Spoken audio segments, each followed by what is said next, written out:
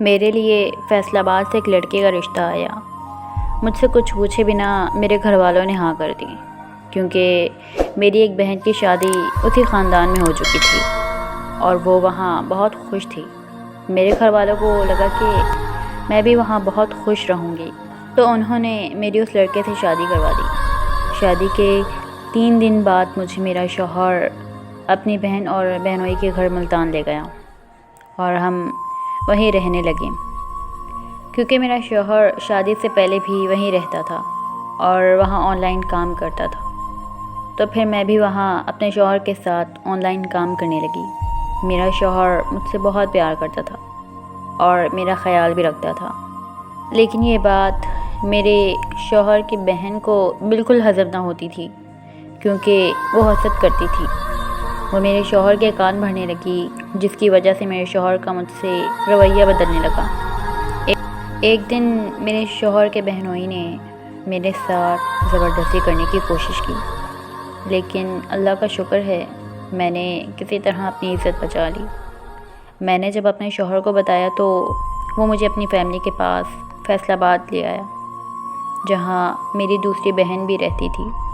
ہم فیصل آباد رہنے لگے، لیکن ہمارے مالی حالات بہت خراب ہو گئے، کیونکہ ملتان چھوڑنے کی وجہ سے ہمارا آن لائن کام بند ہو گیا۔ پھر میرے شوہر کی ملتان والی بہن میری ساس کے کان بھرنے لگی، جس کی وجہ سے میری ساس مجھے بات بات پر ذلیل کرنے لگی، لیکن میرا شوہر سب کچھ دیکھ کر بھی ہمیشہ چپ رہتا تھا اور ہمیشہ مجھے ہی غلط سمجھتا تھا۔ پھر ایک دن اتنی بڑی لڑائی ہوئی کہ میری ساس نے میرے ابو کو کال کر کے کہا کہ اپنی بدتمیز اور بد کردار بیٹی کو یہاں سے آ کر لے جاؤ، یہ جانتے ہوئے بھی کہ میں ماں بننے والی ہوں۔ میرا شوہر چپ چاپ کھڑا سارا تماشا دیکھتا رہا۔ میری ساس نے مجھے گھر سے نکال دیا اور میرے ماں باپ مجھے اپنے ساتھ اپنے گھر لے آئے۔ کچھ دنوں بعد خبر ملی کہ میرے شوہر نے خودکشی کر لی ہے۔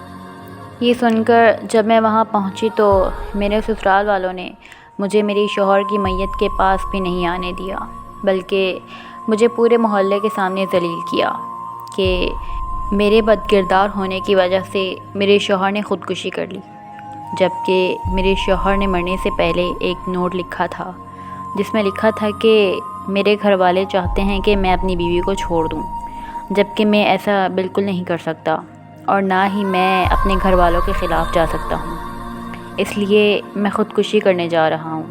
میرے شوہر کی میت دیکھے بغیر میرے سسرال والوں نے مجھے دھکے دے کر گھر سے باہر نکال دیا۔ میں واپس اپنی ماں کے گھر آ گئی۔ 1 مہینے بعد انہوں نے میری دوسری بہن کو بھی گھر سے دھکے دے کر نکال دیا۔ اب میں اور میری بہن اپنے ماں باپ کے گھر رہتی ہیں۔ ہم دونوں کی زندگیاں برباد ہو چکی ہیں۔ میں زندہ نہیں رہنا چاہتی، لیکن کیا کروں، میرے پیٹ میں ایک ننھی سی جان پل رہی ہے۔ میں دعا کرتی ہوں کہ جیسا میرا سسرال تھا، اللہ پاک ویسا سسرال کبھی کسی بیٹی کو نہ دے، اور کسی لڑکی کو ایسا شوہر نہ دے جو اتنا بزدل ہو کہ اپنی بیوی بچوں کو تحفظ نہ دے سکے۔ وہ کہتے ہیں کہ ماں باپ بیٹی کو دنیا کی ہر چیز دے سکتے ہیں، بس ایک اچھا نصیب دینے سے ہار جاتے ہیں۔ میری دعا ہے کہ اللہ پاک ہر بیٹی کا نصیب اچھا کرے، آمین۔